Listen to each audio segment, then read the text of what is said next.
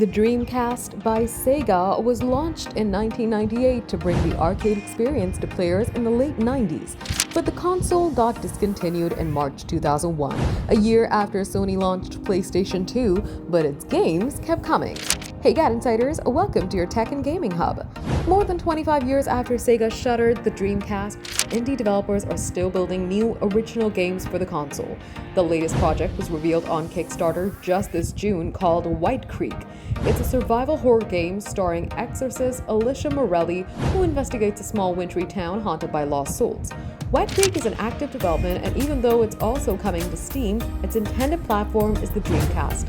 Developer Storybird wrote on Kickstarter, White Creek isn't a game inspired by the Dreamcast, it's a game designed for it, from day one.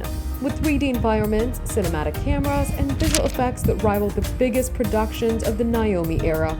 Every camera angle is a narrative choice, every shadow an intention.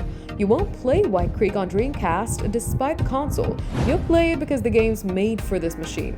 The Dreamcast continues to prove that above all else, gamers love a playground. Provide a stable foundation with the basics, downloads, online play, and accessible development platform, and video game fans will build entire universes on it for as long as possible, even decades after its creators have walked away. Sega Dreamcast was the bridge between offline and online gaming, and thanks to the tenacious support of its player base, it's still standing strong a quarter century after Sega discontinued it. Not bad for a console that was on the market for just 2.5 years. For more updates, subscribe to GadInsider, like and share the video, and don't forget to press the bell icon so you never miss any update.